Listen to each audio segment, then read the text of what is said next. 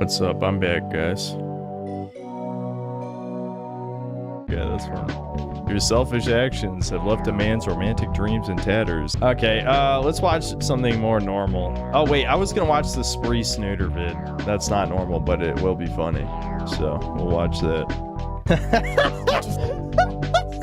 I forgot that's how that ended.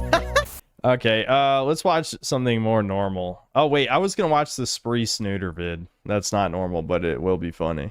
So, we'll watch that.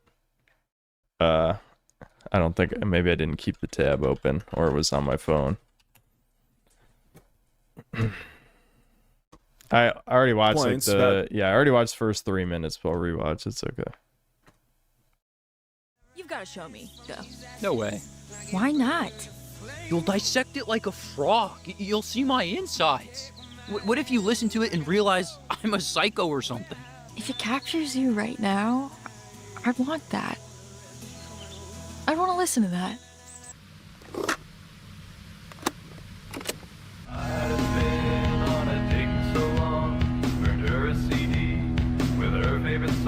I was expecting it to be like a meme song. That's okay, so.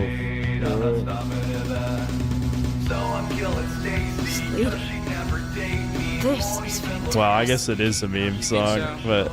Yeah. I mean, this is fucking cinematic. You have to give me this song. I'll show it to Steven. Yeah, maybe.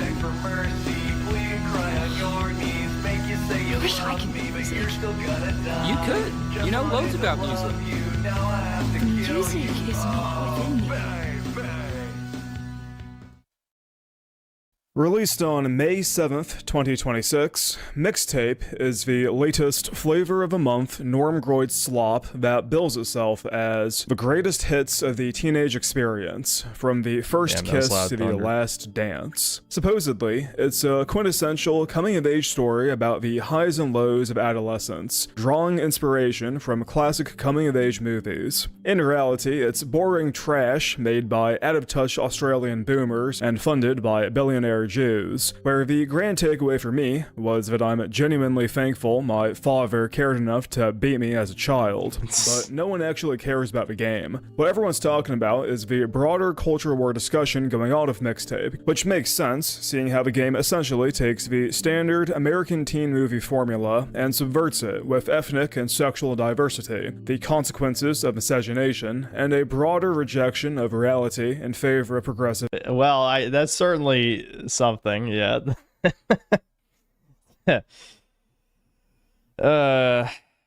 There's some bad memes I saw about this shit. Consequences of miscegenation, and a broader rejection of reality in favor of progressive ideology. The caveat, however, is that it's an anti-woke culture war, not a chud one, so of course, that's all being ignored in favor of whining about. That's because I didn't review it. The chud did not give his chud take to throw into the chud war. Because honestly, when I streamed it, I'm like, what is there even fucking worth talking about here? I mean, yeah, you could talk about it like this video, but in terms of like, the only thing to me that's truly interesting about the game is everything around it and not actually what's in it. Maybe because I'm so used to the complete utter dog shit. Like I do like analyzing more subtly subversive things like Kingdom Come Deliverance 2, but this is somewhere in the middle where it's like, this is obviously repulsive, so the more the more subtle subversive elements of it are almost irrelevant because it already put off everyone from the beginning. You know what I mean? Like, there's no harm obviously in deconstructing it, for sure. I just didn't care personally about the industry. The conversation surrounding Mixtape is a funny thing to me because I obviously don't like the game, and people I hate also don't like the game. But the enemy of my enemy is still my enemy, especially as they hate it for the wrong reasons, and they're too fucking retarded to understand that their criticisms of the game and its creators also apply to them. Make no mistake, some people actually like Mixtape. Their vote is worth just as much as— Yes. Oh my god. These channels, I know everything on modern YouTube is fake and gay, but I see shit like this, I'm like, who the fuck are these people watching this? Like, seriously, who the fuck are these people? I'm not convinced they're people, like in that sense. But holy shit, I don't know. Have a little self-respect. That's all I'm saying. That's every time I think. Every time I think of like, oh yeah. Whatever. Is yours, and they're going to breed, while realistically, most of us can't say the same. That's a pill so black you wouldn't sit in front of it on the train. But your favorite culture war grifters are much more concerned with the fact that IGN may not actually be a trustworthy. I know, this is so fake and gay. This is so fake and gay. Game journalists have not been trustworthy in like 20 years. Like, you can look at old reviews from the PS2 era, and they're like, this was made by a complete drooling. Now, they went off the deep end, I'd say in the late 2000s, like around like 2010 or something. That's when they went off the deep end. But even the early days, they were incompetent fucks. So like, people pretending like, who the hell cares about IGN's opinion? Like, I wish you would think the point of no return. But this is the problem. Normies have no memory at all. So like, the whole saying about the internet never forgets, yeah, that turned out to be bullshit, because the internet was inherited by But I think back to the Ryan McCaffrey's Alien Isolation review, where he gave it like a 5 out of 10. Alien Isolation. Like, Alien Isolation is not an amazing game, but it is definitely a good game. A genuinely good game. He gave it a 5 out of 10. That, to me, was like, okay, so IGN clearly just cannot be trusted on any level anymore. They'll give blatant woke slop dog shit, an 11 out of 10.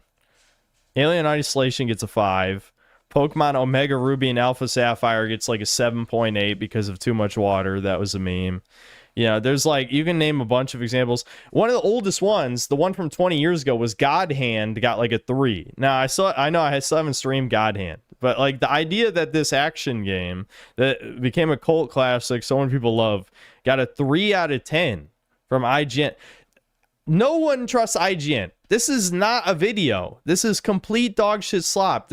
I know, obviously, Smash JT is part of the whole, like, broader nerdrotic sphere or whatever, but I just think this is basically a nerdrotic type video. You're talking about something everyone already knows. It's pointless. Obviously, IGN can't be trusted. No one cares about critic game reviews. That's the most pointless video in existence. No one gets anything out of that.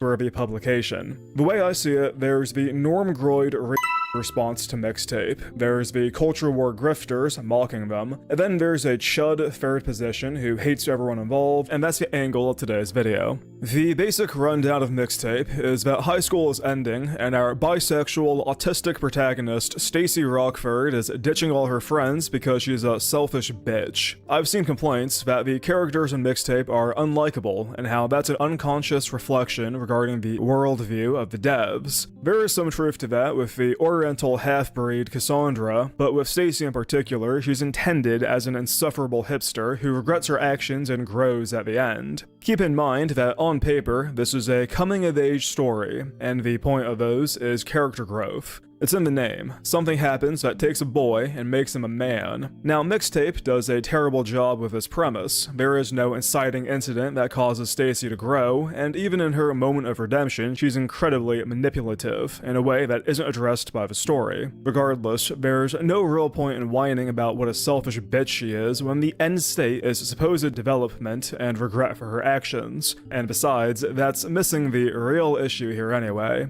Again, there's kind of an iceberg to this. There's a character in the game named Jenny Goodspeed, and the surface-level anti-woke take is that Stacy is a bitch to her for no good reason, and she's supposed to be relatable, so this reflects poorly on the devs. The smug Redditor response would be how actually that's the point. Rockford isn't supposed to be likable, and making up with Jenny in the end, for literally no reason, indicates growth. And then there's the schizo chud perspective that's unironically correct, which is that the Aryan Jenny Goodspeed is in an adversarial role for the same reason that the cool girl who everyone loves is black. The whole game is subtle propaganda, and the demographics are a key part of that. We all know those roles wouldn't be reversed, in the same way that the main characters are female, and the men exist in relation to them. The one thing This is bizarre. Was this character even introduced? Like, I know the game's only 3 hours long. We played about 2/3 of it on stream.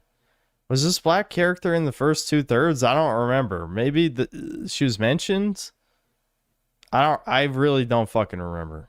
Regardless, yeah, that's some stupid shit. All praise about Mixtape is that it's very deliberate in its propaganda. Now, for the rest of the No, not even in the first 2/3 of the game. That's good.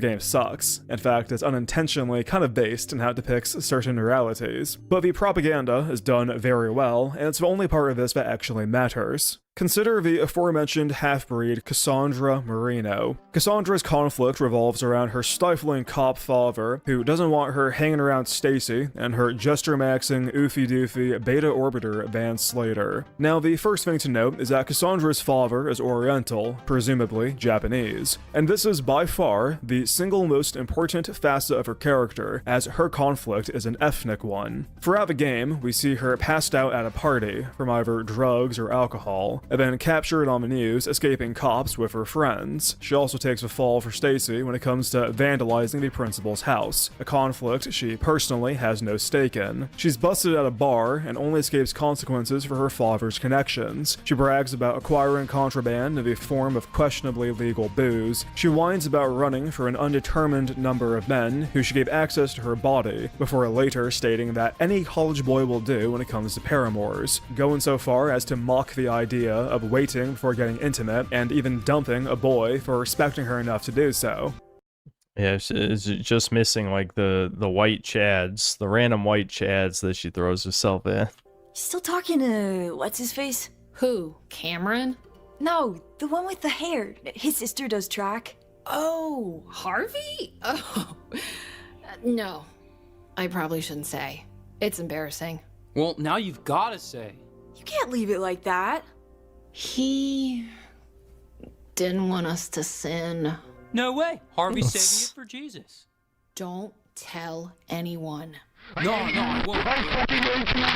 If I know anything about Oriental households, any one of these things should result in a severe beating from her family, and yet her father is incredibly lenient, shockingly so to the extent that despite hating her hood rat friends, he still allows them into his household. The question is why, and the answer is her mother. You see, Cassandra's mother is white, and just like all the other white parents in the game, she does not care about her daughter, interested more in her image than Cassandra's well-being. This comes as a sharp contrast to her father, who any reasonable adult would conclude is vindicated in his actions, if not by the intended narrative painted by the story. While he is the closest thing the game has to an antagonist, his sin is caring too much, which comes as a sharp contrast to Slater's father, who is white and therefore absent. In many ways, Mixtape details the corruption of the model minority by her delinquent white cohorts who are broadly indicative of degenerative white American culture. And it's unfortunate, because by all accounts, her father genuinely seems to be one of the good ones, to whatever extent you believe such a thing is possible. Cassandra notes that her father... A lot of Asian slander in this video. I wasn't expecting it. But yeah, I mean, she just strikes me as the typical, second or third generation Asian American. Everyone gets mixed into the American culture soup of just being an entitled woman bitch with huge ego, right? And as well.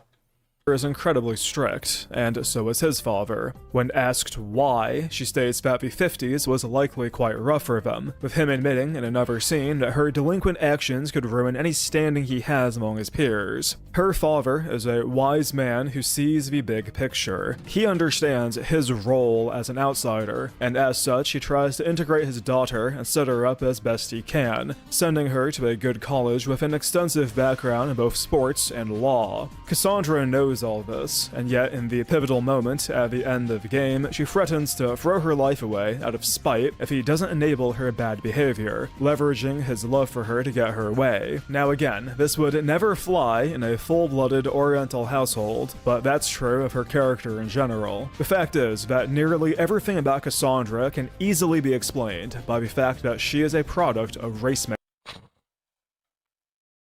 The third line says based game. Race mixes ruins life. Based game? Mixing, even down to her basic angst and rebellion arc. She's a spiteful, antisocial whore because her home life is socially incohesive. Her father's rigid oriental structure is diluted by her mother's white apathy, which in turn gives her the freedom to rebel and ruin her future. This is a very real phenomena with mixed-race couples, where they are culturally incompatible and their children suffer for it. I'm sorry, you need to be canceled for that. There's going to be 5 reaction YouTubers saying how racist you are. Well, I guess in this case it's Asian, not black, so you might be safe. Don't worry. Don't worry. Asians are not that kind of golem. If they even get that far. The highest profile case that comes to mind is none other than the Supreme Gentleman. Here we go. Elliot Rodger. I was wondering why Elliot Rodgers is in the thumbnail, but yeah, he's a hoppa. The bitch is a hoppa. Here we go. Elliot Rodgers. It's not an exact comparison, as Rogers' mother was Malaysian Chinese, and I could have sworn his father was Jewish. But regardless, in his manifesto, Rogers expressed multiple times how being mixed race separated him from his peers. It isolated him and made him aspire towards something he can never be. And while wishing you were white is fairly common these days, the heart of the issue was his lack of tribe. He was too Asian to be white, and yet if he were fully Asian, the thought wouldn't have crossed his mind. Cassandra is much the same. If her Oriental mother beat her for being a stupid whore, she would not have become the aspiring terrorist we see in the finale. Likewise, if her father was white, then according to the anti-white paradigm espoused by the game and its creators, he'd be just another apathetic bum like the rest of the white. Our theme would be global homo propaganda. Chorus. People are people, so why should it be you and I should get along so awfully? People are people, so why should it be? Okay. So we're different colors and we're different creeds and different people have different needs. It's obvious you hate me, though I've done nothing wrong. Oh boy, here we go. We eat the and poison wells.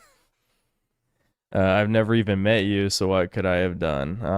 Yeah. Don't read any statistics. Don't look at my homie Jamal over there in the back alley. All right. I can't understand what makes a man hate another man. What, were you born yesterday, you guzzling what are you talking about? What makes a man hate another man?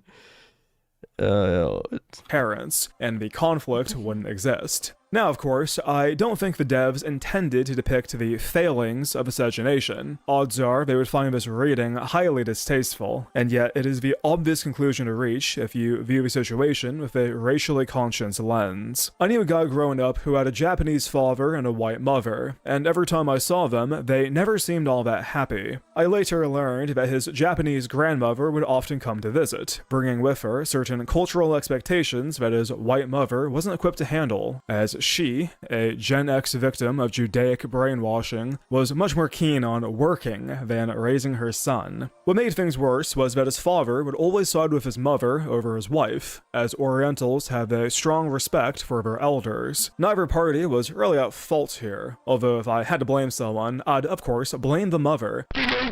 But the point is that if he were white, or she Japanese, they would have been on the same page, they'd have been culturally cohesive, and it would not have been an issue. Miscegenation truly is an ideologically progressive, liberal concept. It's inherently universalist in that it presupposes the races as meaningfully the same, with only minor aesthetic variation, that if you like each other hard enough, you can magically overcome the vast differences between genetics, behavior, and culture, all of which are of course related. The mutt truly is an unloved child of God, and that he's denied his birthright of a people, an identity, and a tribe. It's not his fault, of course. All right, well, Spree Snooter countdown to being banned starting. Dude, this is the problem. You gotta, I'm not here to give YouTuber advice, though I love giving YouTuber advice unsolicited. But if you ever take off, you're probably gonna get demonetized for that shit. That's definitely way against the terms of service. But, if you're just doing it for fun, who cares? It's not that he chose poorly in the character creator stage of life, but it is his problem, and you see this manifest in a number of ways, often in the form of social isolation and mental health issues. Yeah, Flightform Syracuse, I don't know how he's evaded being mass supported by Redditors, but, you know, it's good that he hasn't been banned yet.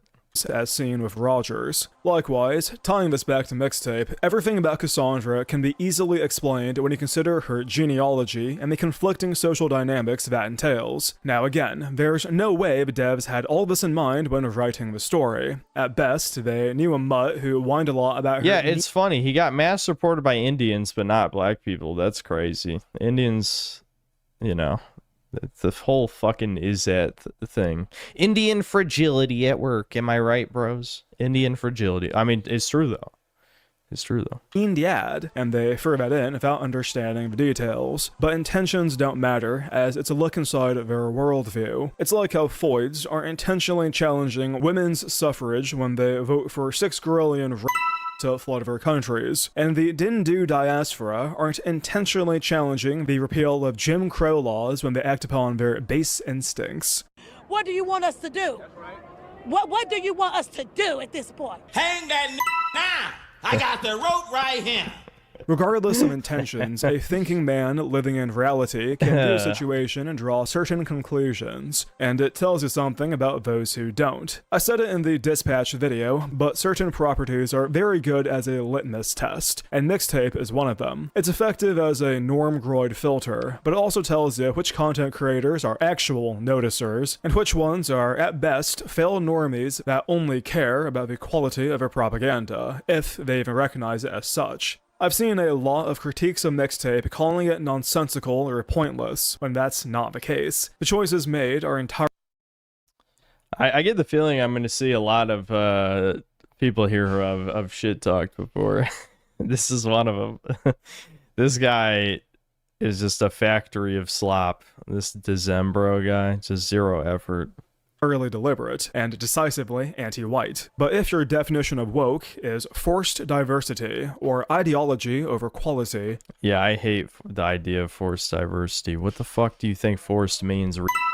Half the developers are fucking communist, you know, gobblers. So what's forced about it? If the devs believe it should be that woke, like the ESG money's just a fucking bonus, then of course you wouldn't understand, as you really aren't fit to speak in this stuff anyway. I don't know what to tell you. The race of your character doesn't matter to me. The quality of it does. The writing does. How well they fit does. Brave and stunning designs don't do shit. Thoughtful ones with room to grow and develop like Greenway do. When What? He actually praised Greenway's get. Greenway literally just talks shit about you the whole fucking time. Let me replay that line. Like, it's literally just old black guy talks shit about white man the entire game until he dies. That's what happens. That's a fact. That's a fucking fact. That's what happens. Shit. Thoughtful ones with room to grow and develop like Greenway do. When characters fit in and are well written, it just works. Moneypenny isn't ugly or anything, she has a very fair face and some nice eyes. Moneypenny isn't ugly or anything. What? See you, Dad. Okay.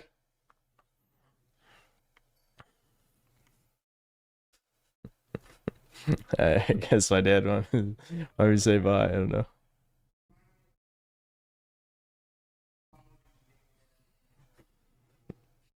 Thing. She has a very fair Hello? face. You So you're a queer, aren't you? queer? Let's take a look at the only other interesting thing in the game, Stacy's friend-zoned Slater. As stated, the men in the game only exist in relation to the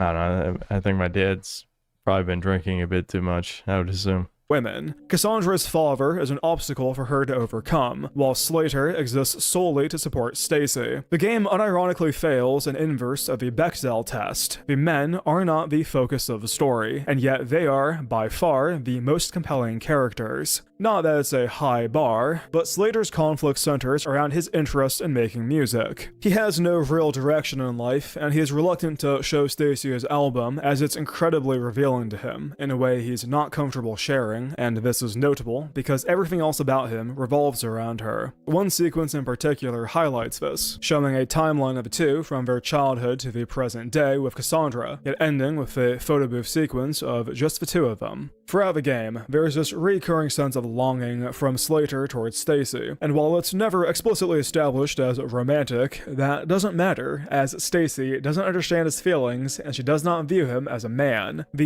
Yeah, dude. Did I not talk about that while we were playing it? That was the most brutal part, where he just gets friend zoned so hard, and it's just I guess they just don't do anything with it. That's fucking stupid. Second act low point involves Stacy and Cassandra getting into a fight over whether or not Jenny Arian Goodspeed qualifies as a human, a conflict no doubt informed by Stacy's intended career path of becoming a music supervisor in New York, a job the game describes as framing and elevating the narrative. Right before this, Stacy was again hassling Slater to show her his album, and so his way of supporting her is allowing her access to one of his songs. By the end of the game, he presents her with a full cassette he taped upon her request, as she told him it would make her braver if she could take it with her when she leaves. Her response to this is thanking him and then holding his hand, and not even in a romantic sense so much as he represents the childhood she's leaving behind. And there's just something disgusting about their dynamic, where he hangs off her every word and assures her that whenever she returns from herself in New York, he'll be waiting for her, and she's like, thanks. I get it, you know? Moving to New York. Oh, yeah? Your sister's there. You just gotta do your thing. I'll be here, waiting. Thanks. She's just...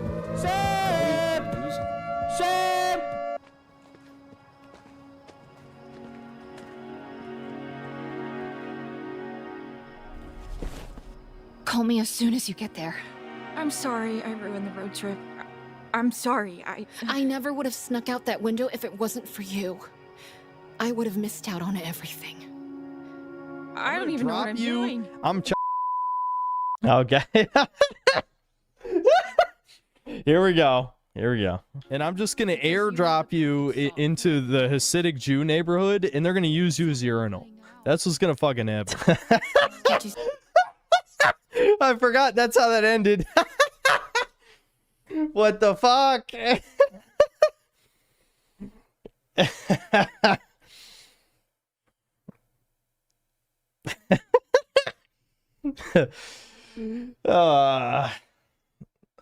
Sometimes yeah, I don't know who said that. That was pretty fucking unhinged. What was wrong with that guy? Soon.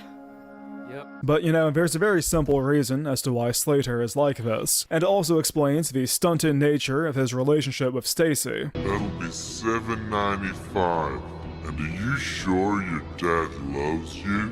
I touched upon it earlier, but Slater is the victim of a single mother, and while his father is never depicted, in fact, he's never even mentioned beyond this one scene, his absence defines Slater's character in the same way that Cassandra's conflict is an ethnic struggle. What adds to this is that his single mother is a mentally stunted, cool mom that his peers want to fuck. She calls cops pigs and drags him to nature retreats, and yet despite her lifestyle, you'll note that she lives in a massive house that she obviously doesn't pay for. It's very telling that the imaginary cashier didn't say that Slater's father doesn't love him. He asked if he's sure of his father's love, because he's not sure. He doesn't know. To some degree, his father must love him. He's funding their lifestyle, and yet for some reason, he has no presence in his son's life. And why is that? Well, I think we all have a few ideas, but this is just another case of Mixtape unintentionally touching upon certain topics without fully understanding them. The game treats Slater's fatherlessness almost as a joke, when it's the reason he has no direction in life and is viewed as subhuman by Stacy. His libertine mother is described as cool when she realistically ruined his life, something the game and its creators seem oblivious to despite glamorizing this lifestyle. Again, the takeaway of Mixtape isn't that the industry is rigged, it's that billions of shekels are dumped into globo homo propaganda that hundreds of thousands will look at and form the objectively wrong conclusions on. These people are your neighbors and your peers, the members of the jury. The Portland, Oregon jury has cleared a black man of assault charges for stabbing a white man after it was revealed the victim said the N-word after the attack. Yeah. What other than racism could explain why Mr. Howard perceived hatred, animosity, and aggression from a complete stranger? Video from transit cameras showed Edwards approach Howard, who was sitting on a bench, from behind with a fixed blade knife in his hand. Both men are homeless. Okay, and have lengthy rap sheets. Should you ever have a heated gaming moment, that should be alarming. But your favorite YouTube slop merchant would much rather whine about how Mixtape is an insult to indie games and AA gaming, as if that title wasn't already ruined by Claire Obscure, but also, who fucking cares? We'll get to the culture war grifters in a moment, but let's wrap up the game discussion with a personal anecdote, because that's what supposed fans of the game keep talking about. It brought me back to my childhood. It made me feel, I want to go back. Man, I want to go back! I want to go back! I want to go back! To 2005 and 2006, driving my Dodge Dakota with the one-disc CD changer, with the mixtape in it, with the girl in the seat. Raymond, man. That's a good clip. That clip fits this video perfectly. That's a fucking perfect clip. Wow. Maybe two of her friends in the back, because that happened a lot, believe it or not. Going to a fucking show. I'm not okay. I'm not okay. Well, if you graduated high school in 1999, like the characters in Mixtape, you're looking down the barrel of 45 years old right now, so odds are what you're feeling is a heart attack. But that aside, the game did make me think of my time as a teenager. Namely, it got me thinking about the only high school party I ever went to, which was about 2 blocks away from my home, and despite consuming 0 substances, when I got home at like 9 p.m., my father still beat me for smelling like weed. And do you know why he did that? He did it because he fucking cared. And he was right to do so, you know? The attendees of that function were a bunch of present and future— I can't believe you just said that. That's horrible. You're clearly a bad person or something. I was not joking. Okay, I'm not gonna bring up for the millionth time, you know, another synthetic tangent. But Kratos absolutely should have beaten Atreus in God of War 2018. Anyway, moving on. Criminals as well as sexual deviants. The host in particular was a brown Satanist upperclassman who I would genuinely be shocked if he's legally allowed to live within school zones these days. Now, the party itself wasn't all that scandalous, and I won't say it wasn't fun, but even at the time, I knew that these weren't exactly uber-mentioned high-caliber specimen. Yeah. And that's the reality of the social scene Mixtape glamorizes and frankly mischaracterizes. The cynical pothead slackers with hearts of gold from these teen high school movies are a myth, and part of growing up is understanding that. We all knew a Stacey Rockford or a Van Slater as kids, little more than a junkie trash leading dead-end lives with no concept of sexual morality nor consideration for others, no idea of the bigger picture, and no desire to engage with it. According to the Mixtape paradigm, someone like my father ought to be viewed negatively, and yet he was the type of man who didn't like drinking alcohol in front of his children until we were over 18, in attempts to give us a good impression as to what an adult was. In hindsight, I really appreciate the efforts he made for us, and as such, there really is something quite sad about the ending to Cassandra's arc, when she forces her father to accept her bad behavior by threatening him with terrorist acts and the ruination of her future. future. It's sad because in this moment, he's forced to stop being a father, to stop caring about her, and to let her throw her life away. And yet the game frames this as triumphant. She's broken free of the shackles of her father.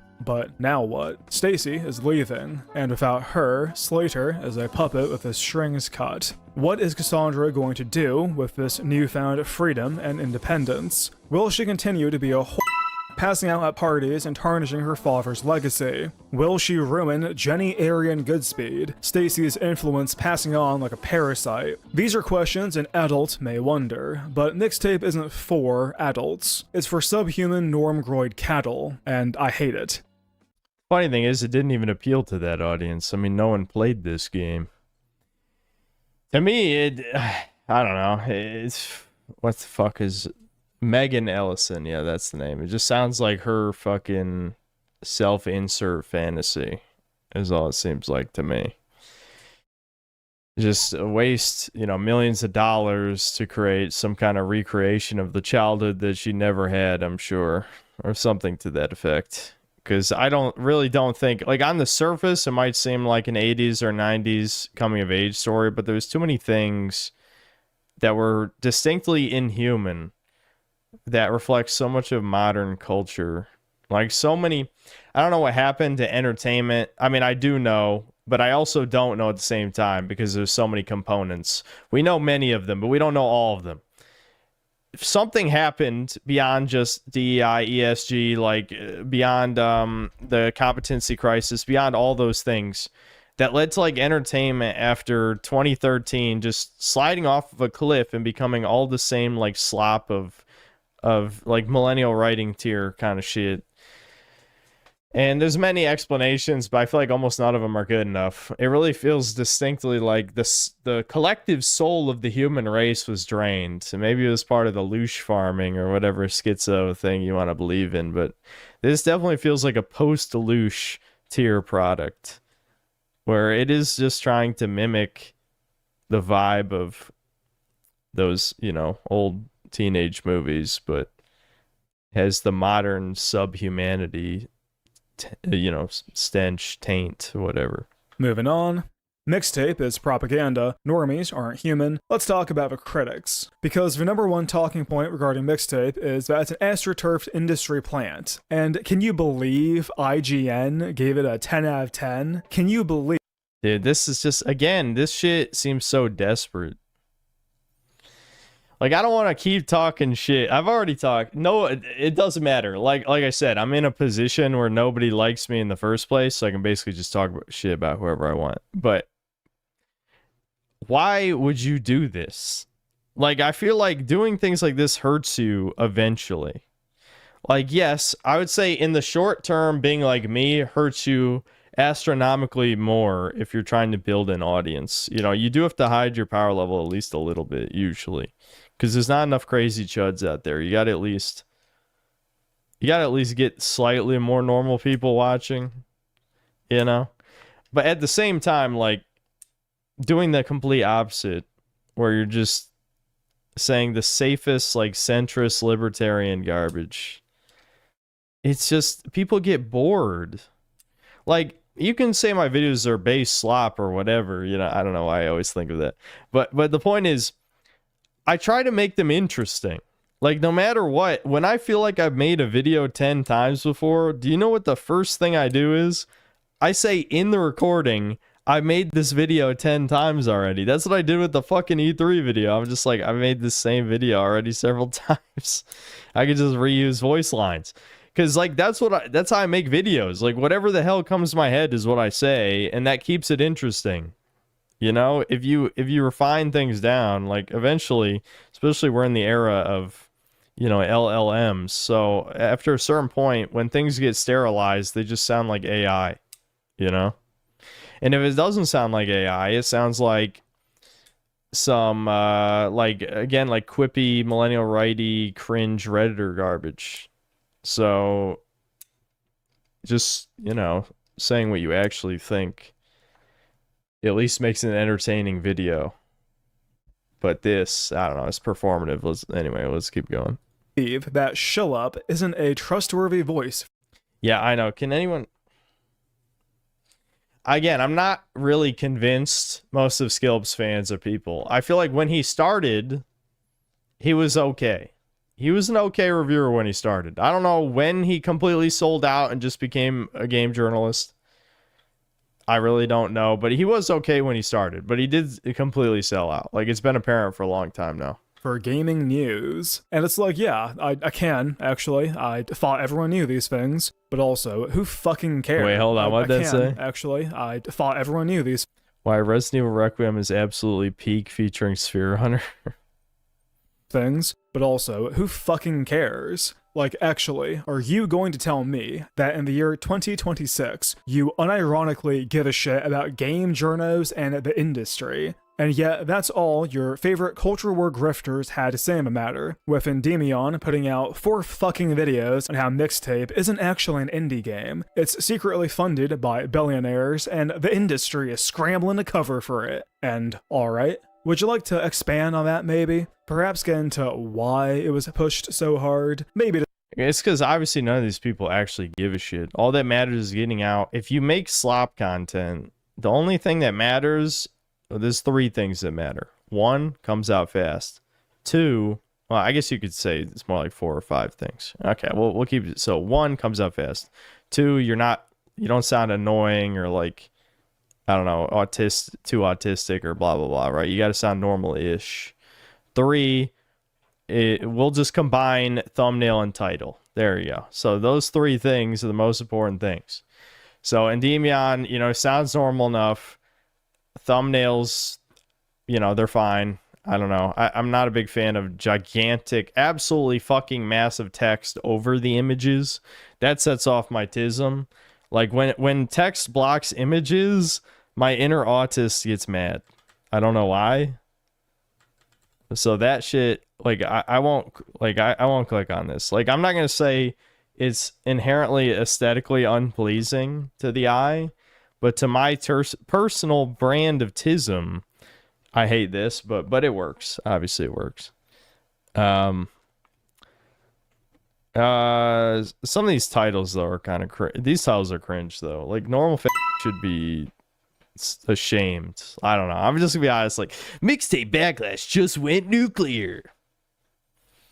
I'm gonna fucking take a nuclear dump. I don't know. Never mind. I'm shitting. I'm Indian and I'm shitting. Anyway, Mixtape just set off a chain reaction that nobody can stop. Like, that's tight. That's terrible fucking tight. I would never click on that in a million years. I'm just gonna be honest. But apparently there's Goy Cattle people really like that title. billionaires, and the industry is scrambling to cover for it. And this dude, I know this is how other people view my thumbnails, but there's something about this. This is like the bad kind. Mine's the good kind, okay?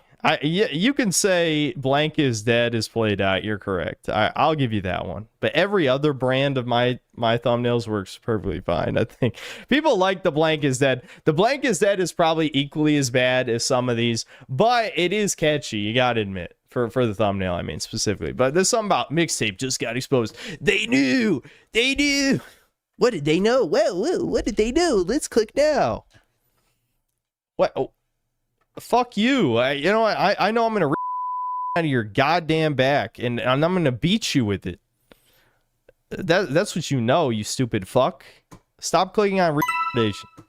Anyway, all right. Would you like to expand on that, maybe? Perhaps get into why it was pushed so hard? Maybe discuss the anti-white propagandistic elements? Well, of course not. You see, if you listen to Endymion, the game isn't woke. Here, where Atreus reposts Queef, where the mighty Queef acts oblivious as to why the discourse is happening with Mixtape. Gee, imagine my shock. Okay, hold on. I have absolutely zero knowledge of this Mixtape game. Why is it making the usual weirdos, man? Again, leftists calling other people weirdos. You're a fucking Anyway, the reason why people are upset is because people like you calling people a weirdo for pointing out the obvious. That Mixtape is a walking simulator that's getting what most would consider undeserved praise because actually it's not a video game. Yeah, it's true. The guy who shilled for Yote is conveniently oblivious to why people are rolling their eyes over Mixtape. It's so obvious why this is the take. And again, I don't want to hear anyone say, oh, because it's woke. No, it's not that. Mixtape is just a blatant industry plant. That's the core issue of the entire situation. And if anybody tries to say otherwise, they're just pulling a queef. Okay, but I mean, Expedition 33 was industry plant, and all you motherfuckers loved it. So I don't think industry plant, like, I'm not gonna say industry plant is good, but if an industry plant was a really good game, and I do think Expedition 33 is overrated, but my point is, like, you know, you can name your Baldur's Gate 3s, your Expedition 33s, you know, there's usually like one game a year that like is pushed by fucking everyone. Like, if the game is enjoyable, the whole point is we want to enjoy video games, right? I know this come from the guy that who have never even watched one of my videos. They just click Synthetic Man videos. Oh my god, this guy hates every game. Or more recently, I've heard this guy hates everything except Kirby. The Kirby Air Riders is good. What do you want from me? Anyway, it was actually good. A sequel that didn't disappoint me. Holy fuck. Anyway, getting back to the point, I have always said that the most important thing is if the game's good. Now, obviously, leftist political propaganda will make any game worse. Any game worse. But the most important thing is that the game is good. Okay? So, according to Endymion, billions of dollars went into producing and then astroturfing this game from the Ellisons as well as the Australian taxpayer, and yet it's not propaganda. A game like Dustborn received government funding because the thesis statement was white genocide. The weird thing, too, he's not even really white. He's an albino black, which is like, what are they trying to say here? Literally, what represents truth in Dustborn, because he represents truth, is an albino black kid. I don't even know what that means. Do you know what I mean? Like obviously we know Dustborn was like very, very thinly veiled political propaganda about speech controlling people. Obviously no shit. And the minorities want to replace us. But the aspect of truth is an albino black kid. I don't know. That's just fucking weird. Whatever. Genocide. Meanwhile, Mixtape received government funding alongside billionaire Jew money. It paid off the journos and had the entire industry in its pocket. For what purpose? So Australians could be gay? A commentary channel from the mind of a cynical man. No. You're a fucking Okay, if Endymion's cynical, what the hell's the word for me, dude? Like, is there even a word in the English language to describe how little faith I have in the game industry? Never-ending jihad against corporations that you'll never win, and that is the business model. Not victory, but the fight itself. Because everyone wants to be a part of something, a movement. And what safer target than billion-dollar corporations that have no idea you exist and you'll never have an impact on? What's next? Is Kathleen Kennedy getting fired soon? Maybe I can use code FATFUCKING for 10% off my Goy Fuel order. Let's take a look at another big culture war channel who went for a different angle than Endymion, and that he whined about IGN and said that Mixtape getting a 10. Like, again, like, Legendary Drops, he's another one. Who's the guy way earlier? I already forgot. But, like, these, like, soy-lennial-looking motherfuckers who have become, like, mainstream YouTubers. I don't know, I forgot. And there's, like, 10 of these. They're, like, reproducing a fucking factory. Like, I swear to God, I'm, like, the only gamer that actually represents what a gamer was back in, like, 2010. Genuinely, whatever that archetype is doesn't exist. Like, all those people became soy boys. It's fucking brutal. He went for a different angle than Endymion, and that he whined about IGN and said that Mixtape getting a 10 is an insult to their rating system. IGN's has now become the most controversial review because, well, the last games that they gave a 10 to were Elden Ring, Stardew Valley, Baldur's Gate 3, and Legend of Zelda Tears of the Kingdom. All of these are massive, beloved, transformative games. Oh my god, Legendary Drops is not a person. Holy fuck, what are you talking about? Tears of the Kingdom is... Tears of the Kingdom was a fucking $70 DLC. It's the same fucking game. Oh, fuck. Where do these fuckers come from? Where do they come from? And who the fuck is watching them? If my kid's watching Legendary Drops, they're getting beaten. I'm just... Seriously, though, what? This is such trash. God. Games that people still talk about every single day. So naturally, this game, Mixtape, it must be an insane god amongst games, right? Right? No, definitely not. Now, cards on the table. I don't know anything about this guy. Stardew Valley was transformative, you know what I mean? Well, a fuck ton of real women do play that game. They love their farming games.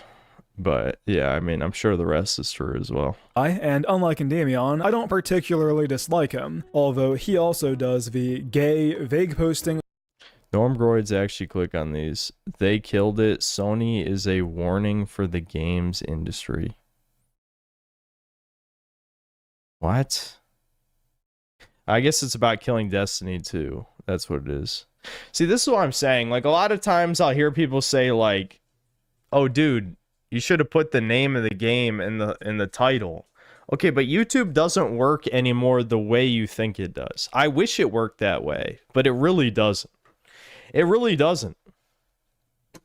A lot of times, this is how YouTube works, where it's like, yeah, it is just vague posting recommendation, be like, huh, what? What did you do? What shall you do? They kill somebody? Oh, I have to know.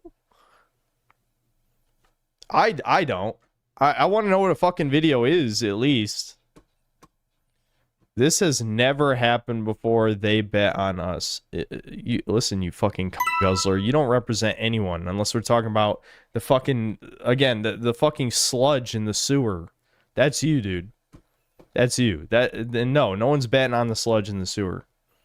I'm guessing that's about Lords of the Fallen 2 not catering to woke shit. See, the thing is, I'm a fucking... even after being an extremely demoralized motherfucker who doesn't care about video games anymore like he used to, I still am a turbo fucking nerd who could probably guess what these are about just because I know shit. I mean, it is my job to know shit, to be fair. But my point is, I can guess what these are at least, but it's still stupid. They're done. They can't say we didn't warn them. Titleable. What is this? Oh my god. Dude, this is not real. These are not fucking people. This makes me mad. This actually makes me want to autistically spurg. They're done. They can't say we didn't warn them. And again, the text over all the imaging. I hate that. I hate it. Anyway. Yeah, I've never been... Okay. I asked the director of Path of Exile 2 why games are failing. They don't have the balls. What? Oh my god. They have to ruin everything. They want it gone. Who's they, bitch? Who's they? You won't say they, you fucking coward. Bullshit that I fucking hate. Lousy goyim! But, you know, that one paragraph is really everything wrong with these people. Transformative Yeah, the last games they gave it 10. Oh, he's gonna read it. Games, such as Open World Dark Souls and Breath of the Wild's expansion pack. Beloved titles, like Gay Bestiality Simulator. Let's take a look at... Well, that was beloved, regardless of what you think of it, but true. Some of our IGN 10s, such as The Last of Us Part 2. Mm-hmm. Yeah, I mean, shit. Dude, that was only 6 years ago. Again, I know the internet... These are LARPers, though. Because here's the thing. Okay, I know this has nothing to do with the video, and we'll be on this video for 2 hours if I keep rambling about random shit. But people don't understand how low the bar of entry is to be a gamer. You know what I mean? Like, maybe... I mean, the people here do. You guys do, obviously. But do people understand that all you have to do... And they don't even call themselves gamers anyway. Like, the journalists succeeded with the whole, like, gamers are dead thing. They actually did win. Like, we can talk about Gamergate all day long, but the journos did win in killing gamer, because I don't even hear gamer ever used unironically. It's usually just, like, a racist meme or something. But anyone can claim that they're a big gamer. Anybody. Anybody. Yeah, how do you prove them wrong? There's 10 million video games. You know what I mean? Like, let's say hypothetically, Legendary Drops has only played 100 games in his life. You could never prove it. I mean, I guess if he had a public profile, like on, you know, like Steam or play, you know, a PSN or a gamer tag or whatever, you could look up like how many games he's played, how long he's played the games, how many achievements or whatever. But these fucking news slop people, these discount Yong Yas, basically. Yeah, see, Yong Ya's my boy. I'll say he's the real one. Well, all these other Yong Yas, like, they don't need to prove their gamer cred. Like, all they do is give, you know, their opinion on the news. Do you know how easy it would have been for me to do a shitty news channel like this? It would be so fucking easy. You know how many times I've thought about it? Like, not as a second channel because I'm too lazy. But if I got banned, I'd just come back and be, you know, not Synthetic Man because of how YouTube works, but basically just me again, but as a news channel. It'd be so easy for me to do this. Holy fuck. And not only can I yap about anything for an hour, but like, I actually am a fucking turbo nerd who knows this shit, whereas these guys are LARPing fucks, as evidenced by the 10 out of 10s this guy brought up. Whatever. I'm not going to stroke my ego. My point of this whole thing is this guy's faking gay. He plays probably the most normie slop video games, nothing else a year. Hey. Lousy goyim! But, you know, that one paragraph is really everything wrong with these people. Transformative games, such as Open World Dark Souls and Breath of the Wild's expansion pack. Beloved titles like Careful, Gay Bestiality Simulator. Might actually Let's take a look at some of our... Yeah, but here's the difference, though. Like, I know you're being facetious, but the whole point of Grifter is that they're deceiving. Like, there's nothing deceptive about me, Synthetic Edgelord, just giving Edgelord slop content in the form of news. You know what I mean? Like, what Devin does with his channel is exactly what I would do, except I do it consistently. You know what I mean? I would make Devin's videos and just do it more consistently like he used to do. And that would be the channel. It wouldn't be just about Nintendo. I would just talk about whatever the fuck's going on, you know? I'm probably going to do that tomorrow with the Xbox studio closure stuff anyway. IGN 10s, such as The Last of Us Part 2, Resident Evil 4, the remake, there's enough of those accounts out there. Oh, really? Name one Chud gaming news channel. I'll subscribe tomorrow. I'll subscribe tomorrow. Go ahead and name it.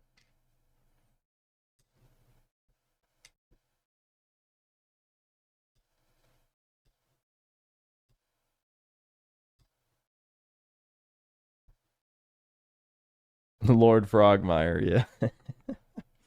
Anyway, case in point. I think I proved my point. Live title. Both reboot God of Wars, but none of the main trilogy. And of course, Red Dead Redemption 2. You know, Mixtape actually does fit on this list because... Wait. Okay, hold on. I need to read this. Okay, so this is the IGN review. No matter where you look, everything feels meticulously handcrafted. Every consumable is labeled and can be picked up and inspected. This is why I hate... And again, normies do like this shit. Like, I can't even shit on IGN. Because the type of normies who love Red Dead 2, they do love this ultra simulation gay shit that doesn't matter to anyone with a human soul. Anyway, whatever. Moving on. Every catalog in stores is full of custom text, blah, blah, blah. Hallways are decorated with framed pictures. Remember, this is the game where horse shrink when the weather is cold. More than once, I found myself temporarily hypnotized by the musculature and skin creases on my horse's butt. Yeah, average IGN. Luke Riley, prime IGN. Yeah, that's not the only thing. He was mesmerized on the horses, guys. Don't worry. It fucking sucks. And don't get me started on Stardew Valley. Cozy game Yeah, here we go. Here's the gay shit with Stardew Valley. My Stardew Valley character is making me question my gender identity. 2 weeks ago, I don't remember what AFAB even means. I downloaded Steam and started... Is it Asian female It's I don't know what AB is. Whatever. Do you guys know? I don't know what that means. Downloaded Steam and started playing Stardew Valley for the first time. I made my character male, but didn't think much of it at the time because I identify as non-binary. Okay. However, now that I've become addicted to the game, I've started to realize that I'm kind of envious of my own character. Whenever my character called... that's not a fucking name. Abelua, which was decided by keyboard smash. Yeah, I fucking knew it. Gets treated like a guy. I'm like, hey, I want that to happen to me IRL. Autistic people can't handle fantasies. Okay, whatever. Anyway, so now I think my Stardew Valley character made me realize I'm a trans guy in denial, though I'm not quite sure yet. See, I told you it's a game for women. This is a woman who wants to be a man, so case proven. Stardew helped me realize my lesbianness. I married Seb in my first playthrough and felt weird about it, even though it's just a video game and I thought I was bisexual. So I divorced... Why am I saying divorced like that? So I divorced him for Haley and felt better. Looking back, I can recognize that marrying the women in the game just felt more right because it's more authentic to me. Funny how the video game can do that. Autistic people can't handle fantasy. They just can't do it. I don't know why. What the fuck is wrong with these people anyway? I know many of you in chat are autistic. Haha. Let's move on. Slop that forever ruined farming sims, made by a man who doesn't like Harvest Moon and set out to subvert it. Taking a genre that truly embodied the spirit of the white man and ran it until it became the litter box of gays, browns, foids, and gay browns that will never be foids. The core of Harvest Moon is resource and time management. Meanwhile, Eric Baroni explicitly stated that he didn't like how restrictive the series was. Stardew Valley is a skin suit of Harvest Moon with a accidentally made farmer trans. Accidentally in 10 quotes. Villagers super supportive. Blah blah blah. Yeah, that's not accidental. I'm not even reading that. This is lies. Mechanics of Animal Crossing. It's the antithesis of a genre, and now every modern farming sim has crafting mechanics and a museum to fill, and also gay black people, all of which were... Oh boy, here we go.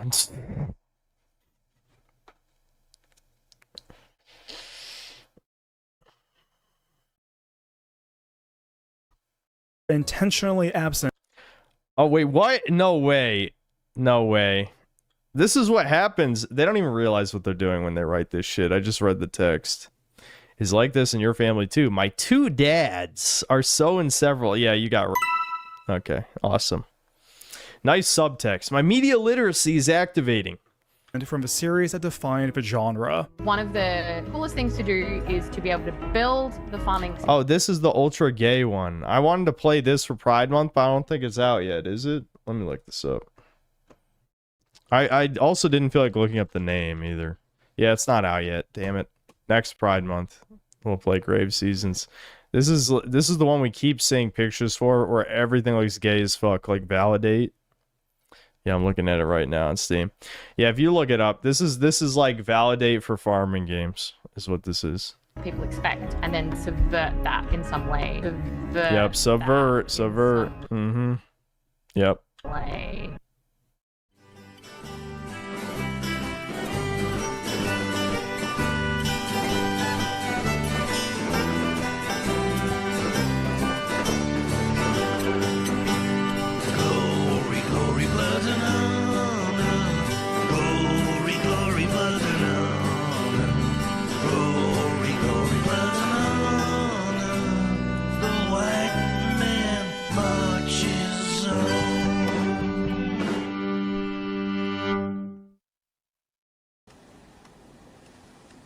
Kennen Sie meinen Führer? Nein. Komm auch gleich zu Tränen, Mensch. Of course, I don't expect Drops to understand the nuances of farming sim discourse, but frankly, I don't expect him to understand anything when he whines about Mixtape tarnishing the good name of IGN's 10 out of 10 list. Yeah, this is another one. Dude, everyone forgot about this. Everyone forgot about this. I remember at the time, I reviewed this shit. I had a 50% dislike ratio for... I didn't even say anything that racist. I was still holding back my power level a little at this point. All I said was, We all know why this game got a 10. I just zoomed in on the, black characters. And that 50% dislikes, legitimately. I'm not even kidding. I'm just like, this game isn't even good. None of you even played this. There's a reason Arcane is going to be shut down tomorrow. I hope. Because no one fucking cared about this game, you LARPing this is why I hate everything. The woke fucks don't even buy these games. They don't even buy them. They don't even buy them. These ass bitches. That's what's crazy. And that's what gets me. I can spurg about farming sims because I like them. I know a lot about them, and I think you also got dislikes for saying you had fun with the games from the chuds. But what did I say? I don't remember. That was like 5 years ago.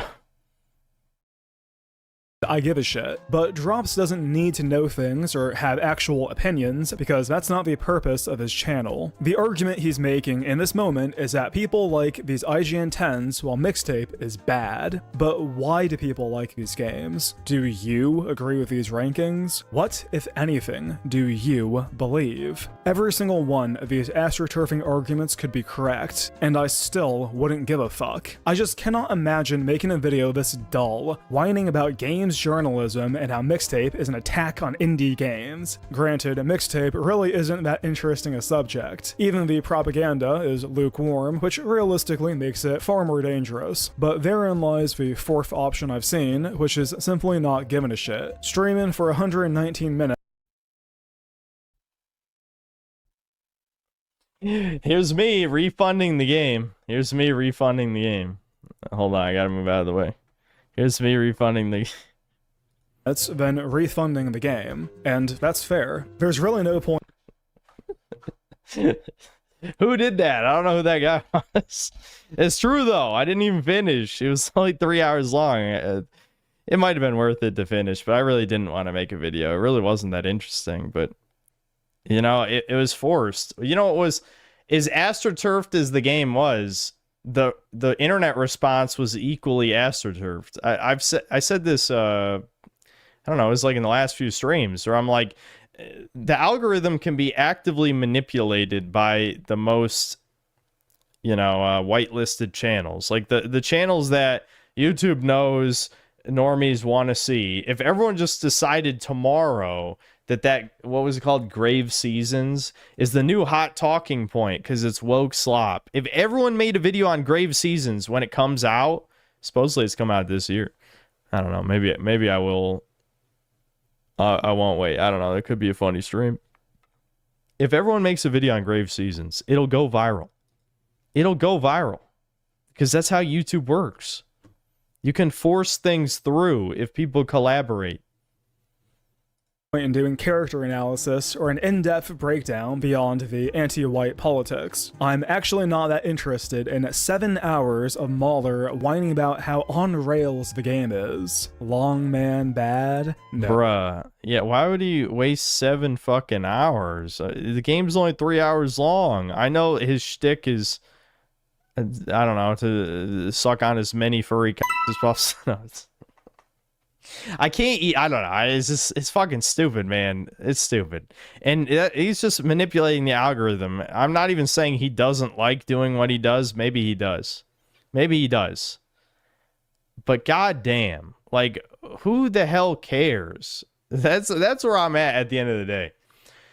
I'm way more interested in shit like Outer Worlds 2, High on Life 2, the upcoming like Clockwork game, things like that. That's the type of shit that you can make, like a 2-hour video on.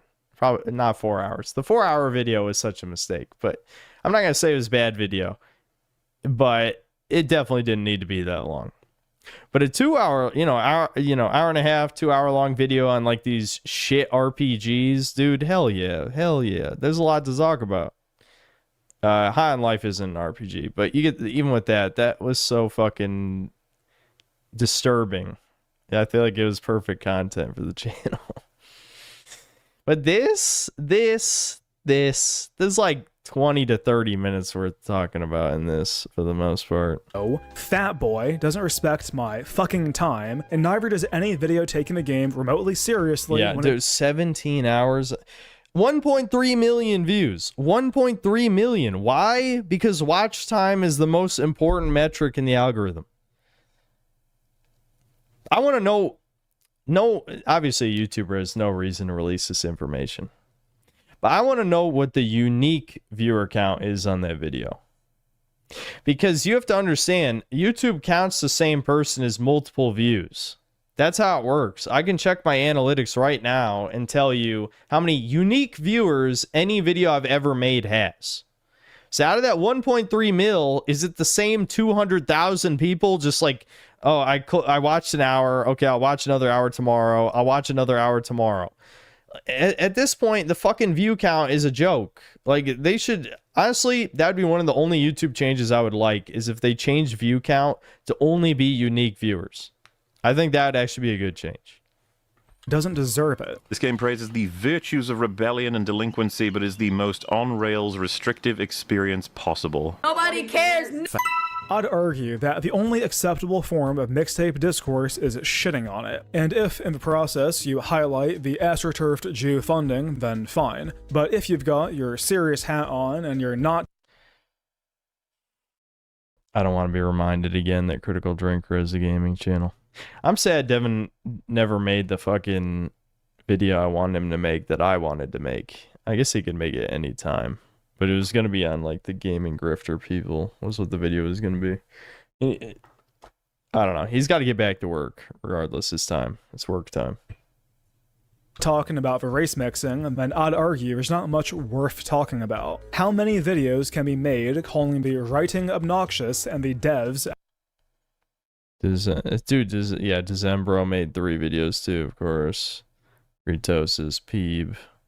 Out of touch. Except according to these culture war there is something notable here, and it's not the politics, alright? As Drops says, this isn't a culture war thing. The culture war stuff is a distraction from the real issue, which is games journalism. Something I just can't stand seeing right now is how quickly the media just wants to handwave player criticism and try to shove everything under the label of a culture war. They go out and they find the dumbest fringe posts from anti-woke Twitter accounts and they hold them up as if they're representative of everybody, and then they use that outrage to quiet and dismiss legitimate criticism. I just saw The Gamer post an article about how Mixtape is another victim of the culture war, but almost all of the criticism that I have seen has had nothing to do with race, gender, nationality, or anything that's even close to that. It's people talking about how they think the game looks lame, how it barely has any gameplay, how it's not for them, and how it doesn't deserve its score, and they don't want games like it to shape the future. That's the actual argument. That's the conversation that a lot of people are having right now, but I don't think that it's one that the media wants to engage with, so instead, they're trying to gaslight everybody instead of just talking about review scores and what they mean to players and the industry. Returning to what Endymion said, imagine being so confidently wrong about something. Mixtape isn't even woke. The core issue of the situation is that it's an industry plant. Well, I'm sorry that the propaganda was just a bit too high IQ for you. And really, I suppose I'm sorry that the chuds haven't shifted the Overton window enough for you to admit that, by any reasonable definition, miscegenation is woke. You know, isn't it funny that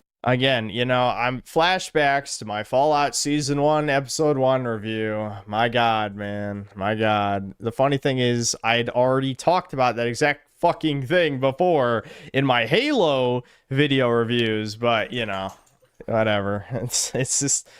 Oh, what a joke. Oh, what a fucking joke. Yeah. It's true. Miscegenation. The thing is, like, the Maramut memes are there for a reason, because there's a lot of them, and no one chooses to be born that way. I've made that clear many times. I'm sure there's many in chat, right? And I'm not 100% Italian, of course. I don't know if my dad's genetic lineage has any non-white, to be honest, but maybe there could be a tiny bit of Asian. You know, I got squinty eyes. You never know.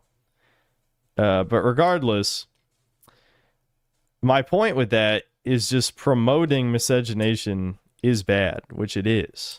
That is propaganda, and it makes the human race worse. It's just that simple.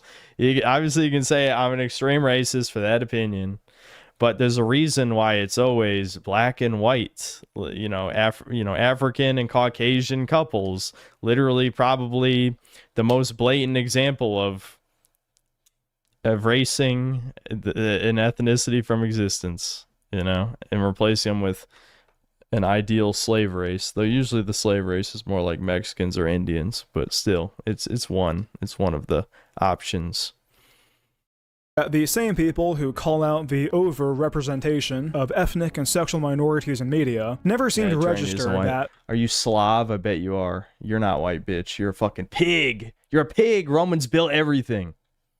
Did you know French toast is actually Roman? That's kind of funny. It's just the French preserved the recipe after the fall of Rome. That's where the name comes from. I learned that recently. Anyway. Every single ad having a mixed-race couple isn't normal and might be part of an agenda. It doesn't reflect reality, and it's obviously anti-white, biologically so. It's also the end state of globalism, if you'd rather go in that direction. There are loads of lukewarm, anti-woke arguments you can make against Why do I know that? Because, okay. I know I have been avoiding talking about any stories of the move. This isn't really a move story, but basically after 4 days of moving, me, Devin, my dad, we just wanted to relax and watch some videos. I don't have an Amazon Fire Stick or anything like that, so I just set up the PS5 with like Netflix, YouTube, whatever. So we decided to just show my dad some videos. For some reason, the recommended, there was some guy, it's just one of those channels that's like, oh, I'm going to cook these ancient recipes. And so he made the original French toast, like the Roman-ass, thick-ass toast. And he was talking about the history of it or whatever. But anyway, that's the only reason I know that. Going full chud mode, if you actually gave a shit. But these people would much rather whine about the industry, because it's safe to do so, and they don't actually care about the politics. On a very basic level, putting aside the miscegenation, Mixtape is woke in that it rewrites the American 90s to facilitate a racially diverse cast. Oh, but there's only one black character. Yeah, and she's the cool girl that everyone loves and everyone wants to hang out with, and every scene that mentions her, bar none, jerk her off, while the character that our protagonist irrationally hates and causes a schism with her mutt friend over has blonde hair and blue eyes. Do you think that is coincidental? Do you think it's a coincidence that every white parent is apathetic or absent, while the only minority parent is diligent to a fault? There's an ethnic hierarchy at play here, and obviously they didn't notice any of that. Probably half the culture war grifter type people didn't even play the game. So of course they didn't know that. This is Kingdom Come Deliverance all over again. If you play Kingdom Come Deliverance 2, the only woke shit in like the first half of the game is usually subtle male and female dynamics that would have never occurred at the time. It's defending like gypsy degenerates and shit. There's a little bit of girl bossing, but that's it. That's all that happens in like the first 25 hours of the game, perhaps more, depending on how many side quests you do. Then, of course, in the second half, mask off completely. But the thing is, none of these culture war types can talk about the Jewish quarter in Kuttenberg and all that shit. None of them will touch any of that with a 10-foot pole for obvious reasons. But they can't deny Musa. Musa's undeniable. But as I've made the argument already, Musa leaked a month before the fucking game came out. Maybe more than that. I saw the leaks. So these fucking culture war types should have fucking known that was in the game already. So yeah, the shit, I don't know. That whole situation really fucking pissed me off. Because it really feels like these people played like a couple hours of the game to see if it was obvious, like DEI woke slop gay shit. And then they just gave up and just threw in their take, you know? Maybe the propaganda was just a bit too high IQ for some of these guys, but this stuff is beyond obvious if you actually care, and the reality is that lots of them don't. The term that comes to mind is control. That's true. The quest about helping the Cumans, you're not forced to help them though. I killed them, remember? That was the whole... See, I still remember some controversy shit. I feel like I've gotten so many, I forget, but like when Almighty Lolly was like throwing digs at me every 5 minutes for no reason. He's like, oh, synth sucks. This game's easy. No, the only time the game was challenging was when I fought the Cumans because I had no good equipment and no stats. Because I didn't want to help them. I wanted to kill them. Because, yeah, Cumans killed Henry's parents. There's no universe he would ever help them. Ever. He would kill them. So that's what I did. I killed them, which created a whole saga of the stream that was like a disaster, but whatever. Anyway. controlled opposition, especially so with the anti-woke lolliber boomersphere channels such as side-scrollers, where it's a milquetoast circle jerk followed by whatever V currently on bouncing her fake Now, whenever you hear that phrase, the image that comes to mind is usually a cash payment, a $7,000 check from Annapurna to watch your mouth. But I'd argue that a much more common form of controlled opposition is just discourse control. Everyone loves highlighting Asmongold. Discourse control, first thing comes to mind, Asmongold. It's obvious. How Hassan Piker is a bad socialist, but he would not be allowed his massive platform if you're actually a threat to existing power structures. Controlled opposition fills the vacuum and steers the conversation in an acceptable direction, with or without their knowledge. The lukewarm anti-woke culture war types are the equivalent for the online chud gamer right, as seen with their over-reliance on a term they basically never define. Dude, I linked that fucking video. I linked this video on my channel when I started using community posts back then. I remember. This is like one of the only times I linked something from someone else's channel, but I'm just like, this is everything wrong with these anti-woke fucks. He didn't even define it. That's an 11-minute and 40-second video. And he didn't even really define woke. It was just waffling around nonsense. And honestly, just makes us look bad is exactly what it did. Like, you cannot prove forced diversity. You cannot prove forced. The only thing you can argue is race swapping, which, yes, race swapping is forced for sure. But any other form of intentionally making characters diverse could very easily be argued to just be the artist's intent, because so many game developers, movie makers, etc., are fucking communists, socialists, fucking whatever the hell. They're all far lefty. So how is it forced? If that's the art they want to make, then what is forced about that exactly? Anyway, what does this comment say? My only criticism is, why isn't this on the main channel? It's got to be one of the most thoughtful, relevant, and well-balanced videos you've ever... Well-balanced is the problem. That's shit. That's shit. Trying to be well balanced when we're talking about, you know, the destruction of the human race. As much as I laugh, I'm not being hyperbolic, because that is the end goal. Is this not, maybe not literally, it's more like creating a slave class of but you know, that's the effective destruction of the human race, because they won't be human. At the end of the Kalergi plan, there will be no true Homo sapiens left. They need to come up with a new designation for whatever disgusting abomination creature is left on the planet. Intentionally so. In the case of Mixtape, it's the assurance that the drama is not about politics. It's not a culture war thing, okay? There's absolutely nothing wrong with the cool kid everyone loves being black. I mean, that's just how it was in the 90s, okay? American culture has literally always been centered around worshipping blacks, okay? Goy, I mean chud, and we all had... I know, as much as I dislike Noel and he dislikes me, his whole copy pasta with the N-word shit was very accurate. Bisexual and mixed-race friends, and Foids were always into male interests. We're talking about, doesn't make any sense. This game is getting... I got disconnected from the server again, of course. That's twice. I feel like it has to be YouTube's end. You know, I thought it had something to do with our internet provider or something. Either that or it's an OBS problem, but I don't know. I don't think so. I might have to look into it. Getting far more praise than it deserves. And the minute the players start talking about that, the minute they bring that up, all of a sudden everybody wants to start acting confused. Oh, we got another victim of the culture war here. No, that's not what this is. And just like that, the Overton window slides a bit more to the left. Not that these people care, of course. They're throwing out 15... Oh, yeah, this is about the 007 thing. Yeah, we read this. We read this on stream. Yeah, Peeb responding to the backlash. Yeah. Dude, don't you think anti-woke are just as bad as woke? Holy red. Yeah. Remember when people sent you back to poll? Man, currently whining about politisperging, sending you back to poll.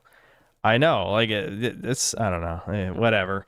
That everyone reveals their true beliefs eventually. You just have to pay attention, okay? That applied to me too. You know, I was more normal-ish in my first year. And probably even through some of my second year. But I think definitely by 2 years in, it was completely mask off. Well, the point of no return, I won't ramble about it again, I swear. Synthetic Unk Synth already talking about like 3 years ago, like it was 20 years ago. But the point of no return was the God of War Ragnarok review. You know, that was the point of no return. But the point is, you know, everyone tries to hold in some of their beliefs in the beginning, unless you just don't care about getting any, pulling in an audience. Because YouTube silences overly edgy shit eventually. Type that would refer you back to poll is by actively courting a right-wing chud audience, but it's hard for us to argue against black. Yeah, I mean, this is, I hate when people do stuff like this, because it's clear that the implication is always, we were just joking, LMAO. Nobody back then was actually racist or sexist or anti-Semitic or homophobic, etc., etc. It's like, no. There were a fuck ton of people who actually believed that stuff. Yes, there's plenty of edgy teenagers that just wanted to say words they're not allowed to say. There's plenty of those. But there's also plenty of people who did absolutely believe those things. Usually people who grow up around those things are actually believe them. You know what I mean? Like, if you have the lived experience around whatever person you believe a slur about, it's because of your experiences with that type of person. It's just that simple. Actively courting a right-wing chud audience, but it's hard for us to argue against black and brown worship or the political insertion of mixed-race relations when there's a precedent about stuff not being considered woke. An example of this is hyper-competent black and brown minorities in disproportionately high positions of power. How many advertisements and shows, movies and games have you seen feature a colored doctor, scientist, politician, boss, or just moral superior? And yes, these people exist in real life to a... Let's see. Yeah, why can't game companies stop with the DEI and be more like Valve? Yeah, I saw this stone toss a while ago. Yeah, in 2004, Half-Life 2. Hey, gamer, I'm Black Science Man. Please meet my daughter, your Blasian girlfriend. Old drama, but yes, this was obviously woke. Do you know the name of Alex's mother? Her role in the story is to be Asian and create a mutt. Asian Vance. So literally Asian. Literally Asian. Greatly limited capacity, but it's the deliberate insertion of these minorities in elevated roles that's propaganda. Rarely in modern media will minorities be portrayed as the garbage man or the bum, the villain or the fool. These roles are, of course, filled by whites, who are expendable, the acceptable, and... I mean, that literally was in Fable 2. Fable 2 is a game from 2008, and it had all of this type of shit, which is crazy. I mean, I still like the game, but that shit is way too obvious these days. I'm sure people didn't care back then. But holy fuck, that was distracting as hell. Encouraged targets in the new global paradigm this propaganda is slowly ushering us into. Consider the new James Bond game, where his mentor is black, and so is his information specialist. His boss is Indian, his weapons guy is Asian, and so is the love interest. Now, to be fair, the tech guy is white, but he's a homosexual. Yeah, I know. Like, the thing is, how many didn't even pick up on this? You know what I mean? Like, I think everyone's got a little bit of the tism in them now. Like, I feel like every boomer, every Gen X, I'd say most millennials even know exactly what this means. But I think after a certain point, like, everyone's become a little too zesty in general that there's probably a bunch of people who didn't even pick up on that. His friend is white and even straight, but he dies, and the other white friend is crippled and removed from the story a quarter in. Exactly. Like, that whole shit is completely irrelevant. Completely irrelevant. As for the villains, there's the whitest white man to ever exist alongside his twin, who is somehow even whiter. There's the rich billionaire evil authoritarian white man who the Asian Floyd kills, and then there's his gay incest freak son who wants to rape him. That James. Yeah, I mean, what the fuck was that? This is the shit, like, literally, reminds me of, like, High on Life 2 a little, where it's just like, okay, so you just made this, like, freak shit for no fucking reason, but at least in High on Life 2, you would think that'd be, like, that's the punchline, that it's weird gay freak shit. But in this, it's just, like, it's just there. It's never brought up again. It's never brought up again. Why is this in the game? There's a gay incest freak. I mean, we know son why it's in who the game, wants but to it's still rape like, him what the that fuck? James disfigures multiple times throughout the story. Special shout out goes to billionaire celebrity Lenny Kravitz, who was advertised as this crime lord that everyone thought would be this big villain, which would be entirely in line with prior IOI titles that featured celebrity cameos for you to kill. Yeah, instead he's in the game for 10 minutes. I guess just to advertise post-launch DLC. You guys will have to remind me whenever it comes out. We'll play it, I guess. However, have you considered that Lenny Kravitz is black and Jewish and not white? Therefore, his role in the story is this rich, influential, cool guy pirate with a heart of gold who's doing it for his sister. Okay, he loves his sister. He'd do anything for his sister. A common inclination of that particular ethnic combo. ER. Okay. Chat, stop forcing ER to like tomboys. We all know that ER love his three sisters. What? See, I haven't seen any of ER's streams in so long now. Like, what is the context? I feel like this is an inside joke. He prefer to keep the family within, and that is all he will ever need. No, I do not believe any of this. Although I would say one of my sisters is What's this all about? Drugs and money. fairly tomboyish. Speaking of money, where did that roll go? I picked it Oh my god, why would you say this? You know what? You got a point. I have another 2. Oh my god. We'll leave it at that.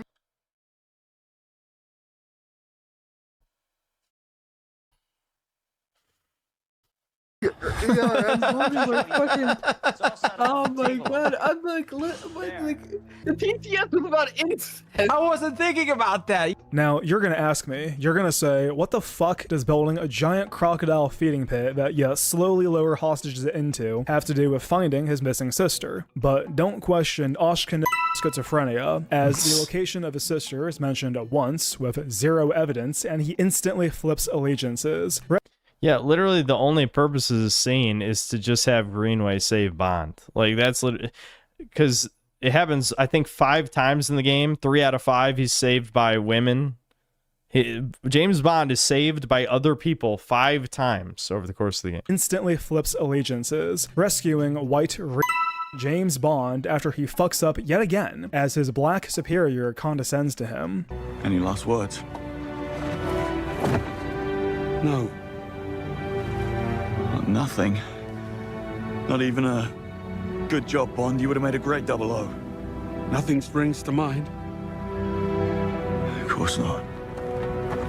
What a fucking... Now, if you were to ask someone like Smash JT his thoughts on this, he wouldn't have an answer. And there are people that are saying, no, there's some slight hints of wokeness in the game. Definitely say no to it. And then...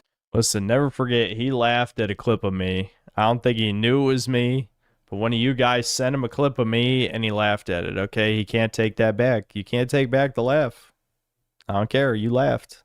I don't even remember what the clip was. when you ask them where they are, it's like, oh, it's nuanced. It's this thing. It's this. It's like 90% of the characters are racial minorities. The villain is a woman. All woke Western games are the same. Definitely something when you hear this, like, oh, yeah, it's a woke game.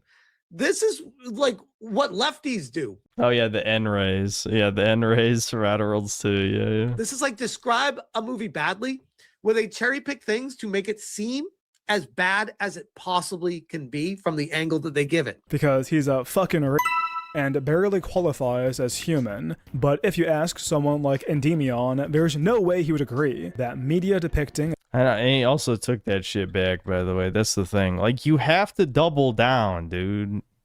But again, when you... See, when leftists double down, originally, you know, many, many years ago, when all this woke shit really started becoming more prominent, when like the bread tubers had their rise, you know, all that shit. I'd get mad.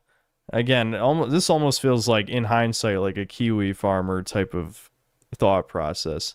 But it's just like, fuck you, you know, I'm your fan. You know, you should bow down to my demands. You're nothing without me. You're nothing, which is stupid.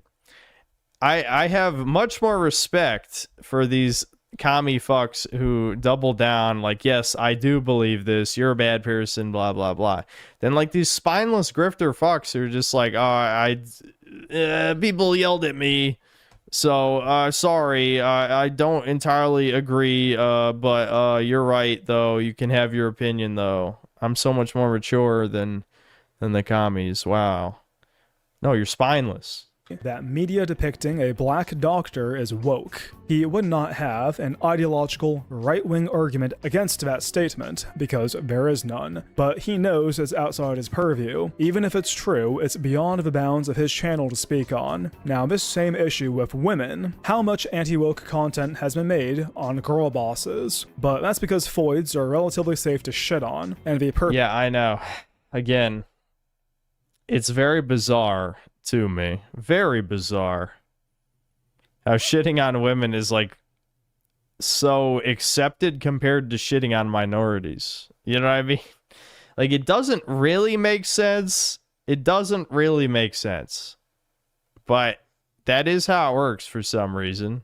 Purpose of these channels is to milk topics as much as humanly possible with minimal risk taken. That's why Endymion handwaves the 007 critiques as a small handful of insufferable chuds who we must be better. Yeah, we have to be better. Be better. This is, I hate talk like this. Literally just like, yeah, you will think exactly how I think. It's like, fuck you. I'll think however the fuck I want and you can't stop me. Literally, no one will ever stop me from believing what I want to believe. Absolutely not. No, fuck that. No, absolutely not. And yet he'll happily make 4 fucking videos on Mixtape saying absolutely nothing, as he assures you the controversy isn't about politics, okay? Politics are mean and scary. Meanwhile, he's just a little guy. It makes sense. It keeps white men and white women at odds. That's the entire purpose. Yeah, but honestly, I don't think it would make any difference. The only difference... Okay, I'm not going to talk about taking away women's rights again. As tempted as I am. But, like, I understand the logic, but at the same time, the only solution... There's only one solution. There is only one solution. There's only one solution. Like, yeah, it probably does make things even worse, but I don't know. I'm not going to try and decipher the thought process of the average liberal white woman, because it's just, they literally live in a fantasy world that doesn't represent reality in any way. So it hurts my head to even try and be like, okay, they're somehow imagining all these people shitting on women are all literally the chud meme. Like, there's definitely no minorities. There's no, you know, it's just fucking stupid and makes no sense. But whatever, let's keep going. Who cares about indie creators? He's the underdog fighting the corpos, as if anyone over 90 IQ actually gives a fuck. But Mixtape is a trending topic, and so he needs to pump out as many videos as possible, alright? He needs his shekels, and it's not as if his audience... Me too, though. Okay, me too, though. To be fair, I did drop that a bit in the past few years, where if there's something I don't give a fuck about at all, I will not cover it. Like, for the good of the channel, I should have at least pumped out something on Mixtape. But there definitely was a point in the past couple of years where I'm just like, no, I don't care about this. I don't care about this. There's not going to be a video, but I should. You're actually paying attention anyways. It sucks how much gaming has changed in the past decade and then some, because a James Bond in the 2000s or the early 2010s would be just how we would want our Bond to be. Brash, arrogant, lethal, and yes, even a womanizer. Women can complain all they want saying this is bad, but the reality is these are the kinds of men most women gravitate towards, whatever they want to admit it or not. I'm not even shaming them for it either. I've been a womanizer in my past too. Look, I get it. You're a fat... Uh-oh, what did I say here? I feel like I've tried not really talking shit about Devion. Was I even talking about him here? Is this clip from something else? I have no idea. I don't really hate the guy. Obviously, I have some, you know, I have distaste for that type of content, for the grifter shit, for sure. But he's actually been to a couple of these streams before. But whatever, I guess we'll see. What did I say? Admit it or not, I'm not even shaming them for it either. I've been a womanizer in my past too. Look, I get it. You're a fat freak, and you're brown. Maybe he wasn't fat, but he was always brown. That's true. That won't be fixed. But in the past, he might have not been fit. Get up. Let's wrap this up with the video that annoyed me the most on Mixtape. And it's only mostly because I hate the way this guy looks. You just know I was talking to Thomas in that clip.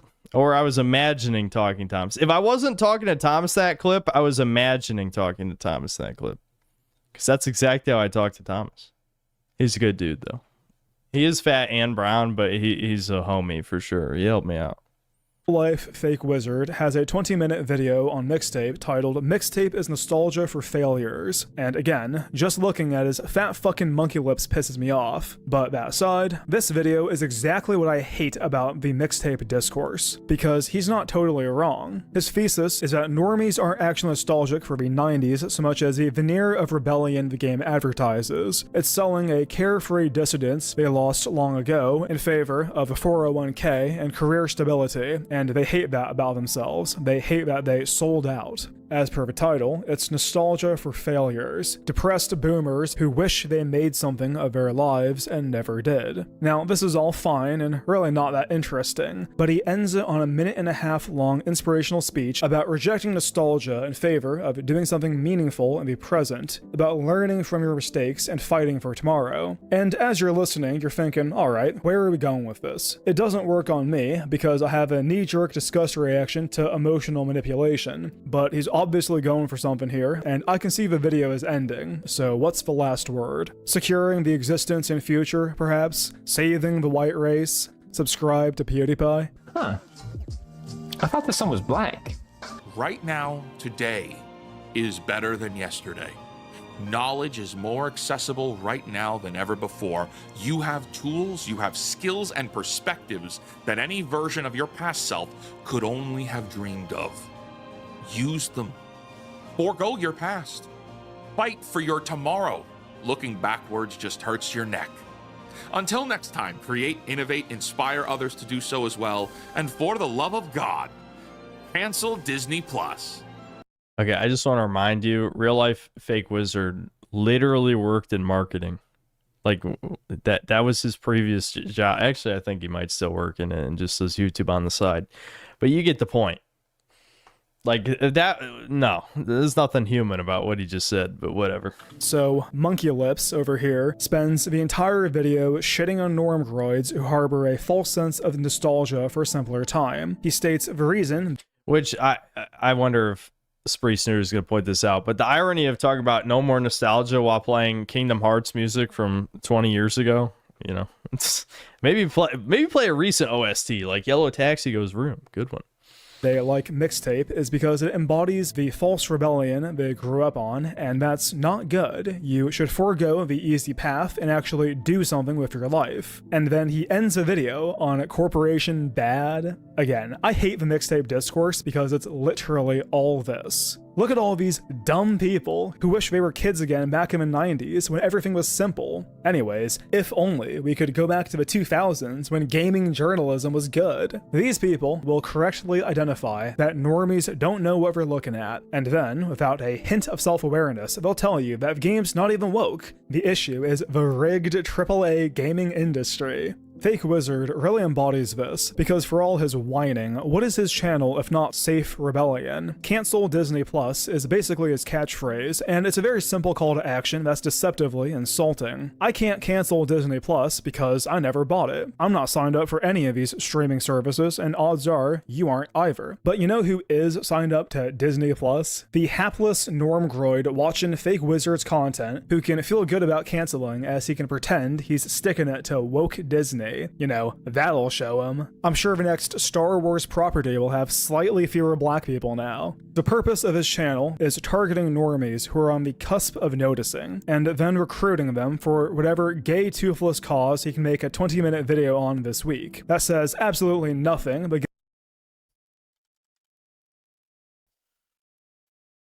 Yeah. Yeah, that's a pretty good that sums it up, I think. Yeah. Yeah, talk about Hollywood, talk about hating Christians and faith, but does not say Jew at any point. Yeah. Yeah, that's a pretty good way of putting it. But gets the subhuman normgroids excited. I'd say the peak of this is halfway into Fake Wizard's video, when he brings up the concept of anemoia, which, okay, busting out the fancy vocab words while shitting on the hipster game. But that aside, anemoia is defined as nostalgia for a time you've never experienced. AKA being a Zoomer. Anyway. And who among us hasn't felt that? When looking at footage of white Western nations from 100 years ago. Yeah, I mean, jokes aside, that's true. When you look at this shit, that's exactly what you feel.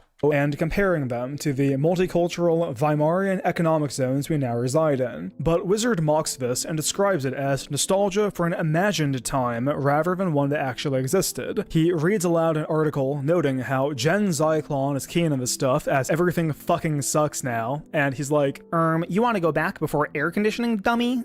BBC Science Focus has connected anemoia to the mechanics of populist political movements, noting that young voters susceptible to nostalgia-based messaging are often experiencing anemoia, a rose-tinted yearning for a past they never lived through, amplified by dissatisfaction with present circumstances. This is the same psychological mechanic that makes someone receptive to the phrase, "I was born in the wrong generation." No, you weren't. You really want to go back to no air conditioning, you dunce?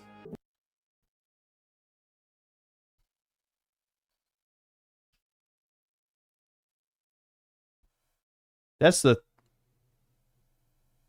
What the hell is going on? Is it Mossad unironically is trying to take me down? That's the third time this stream I got disconnected for a second. What the fuck? It ruined my speech. Anyway, the whole point is, fuck you. This is not the greatest time to be alive, you fucking piece of shit. No one thinks that. No one thinks that. This is complete nonsense. Air conditioning. Wow, yep. Yep, when I think of the hierarchy of needs, I think air conditioning is definitely the basis. Like, you need that, you know, if you don't have air conditioning, just get... I don't know how humans survived with that. Clearly they were just suffering at all moments of time. Fuck you. Are you serious? Damn. And it's like, no, you stupid fuck. We want to go back to the homogenous nations that our forefathers knew, that their fathers built for them, and we were deprived of. And I'm sure he knows that. He's just playing dumb and being a and I fucking hate him. These people have the gall to shit on us, while having anemoia for 15 years ago, when they could remain ignorant to the civilizational hatred against them, and that is the point of their channels. They're proud of that. Send these back to the post-racial Obama era, and they're happy. Meanwhile, send a chud back a century. I've edited this video like 4 times. I've been in this video like 4 times. And he'd save the West. And that brings I us will back save to the Mixtape, West. because in some ways it's the ultimate It'll filter. be me, dude. It's obviously woke, but in a way that's uncomfortable for these types to acknowledge. And their refusal to do so is what outs them as grifters. They'll use our terms and pander to the chuds when it's convenient. They'll speak out on the settled issues like gender ideology and feminism, but if forced to choose between shutting out or being a they'll go for the latter every single time, counter-signaling and fucking us over in the process. The charitable perspective would be that they're useful idiots, but that is far too naive considering the fact that these types were never truly aligned with us anyway. Endymion can mouth the talking points all he likes, but have you seen his Wolfenstein video? On my mother's side even, her grandfather swindled the Yahtzees too. He would actually work with them, and they would give him, her grandfather, people to like dispose of. And then my mom's grandfather. Yeah, people brought this up to me. I didn't even want to watch it because Again, I don't have anything personally against this guy. I really don't, but it's just, you know. Author would then falsify the documents of these captives that the Yahtzees would give him, and then he would give those people new. You're a traitor. You betrayed him. We were told you were a tried and true lifelong National Socialist. When he needs you most, you did nothing. It was about you. This is your final chance to prove your loyalty or be branded an enemy of the Aryan people. We're giving you one final chance to stand with him. Identities and then smuggle them out of the country, like without them knowing. I was told my entire life that Yahtzees were bad because they are. They decimated my family. So before anyone ever tries to claim that I'm somehow a sympathizer to the Yahtzee movement or somehow aligned with them, I want you to know this from my own mouth that is not true and it will never be. Can't punch you in the stomach. No! Just one time. No! Come on. No! Just one. After the fight! In conclusion, I hate these people. Of course, I'm not a fan of Mixtape, but seriously, this anti-woke, culture war, lolbert boomer sphere needs to fucking die. And I was actually making a video on that sphere prior to the Mixtape drama, so Day of Apollo relatively soon. That's all for now. Yep. Yep. Yep. Oh yeah, I wasn't even subscribed. There you go. I'm subscribed now. I have to be subscribed. I was in the video like 4 times. I'll move up top. We do not mix mud with snow anymore. Dude, I got worried this channel was going to go dormant for like a year. 48 minutes of top tier incoming. Yeah, that's the problem, is like a lot of times stuff like this takes a lot of time. Because if you try to make shit come out in a timely manner, you just get burnt out. And that's why so many people make slop. Or if they take a long time, they make videos so long, they'll be successful in the algorithm no matter what. Again, like Mauler's videos. I mean, shit, Mauler's thing for Star Wars Outlaws is like, what, 3 years after release or something? 2 years? I don't know. It was a fucking long, insanely long time, but it was 17 hours. It's gonna get 1 million views. I refuse to acknowledge interactive movie slop as video games. Yeah. I stop it, dude. Every single fucking edgy channel this is one of the top comments. I've seen this in the top 5 videos, you know, as one of the top comments on my videos for like the past year. God, I wish the Chud Sphere had more people who took things seriously like you do. Good sub, man. Yeah, I don't. I'm very unserious, but whatever. I have no idea. Sometimes I see digs thrown at me for some reason, these Chud aligned channels, and it upsets me because it's like, listen, I know I was mean to you during a stream, but let's be honest, you deserved it, okay? I know why you're upset, but you did deserve it. And the sooner you accept that, you can come back to the synthetic army with open arms. I don't know why I highlight this soy sauce thing. It had nothing to do with what I was saying. He didn't want us to sin. Wow, what a horrible guy for waiting and respecting her body. Yeah. Time miscegenation, Joe. Let's see. Calling it yellow fever was supposed to be a warning, not a quirky way of showing your fetish. Great video as always. LMAO, your sub count went down? It was those who I was talking about in this comment, no doubt. Well, it'll probably go back up now. Yeah, the Harvest Moon section was good. Is the Decembro getting called out for not changing his fire alarm battery? Was that a real thing? I'm assuming he's just memeing. Just a reminder, Fake Wizard cries about the modern zeitgeist while praising shit like Star Trek. Yeah, I mean, Star Trek is always like an issue. Like, I was definitely entertained by some episodes of Next Generation, but, you know, after you become a chud, you just can't get over, like, the obvious, like, lefty dreaming that the show represents. Like, the whole thing is just, like, you know, like, the whole John Lennon Imagine song type of shit. It's just like, wow, imagine if we had infinite resources and we were way past any racial differences and all that, blah, blah, blah. You know, it's hard to watch, like, some stuff. I still think it's entertaining, though. Like, it's well written, but How am I settling my new home? This is the first day I've got to relax, and you would think I wouldn't want to stream, but honestly, I did. Because I don't know, I think I like streaming, and I'm actually ready to work. I never thought I would say that anymore, but if the Xbox news is big, I will make a video. It'll be a quick video on the Xbox closures, and I'll talk about Sony not making discs and stuff.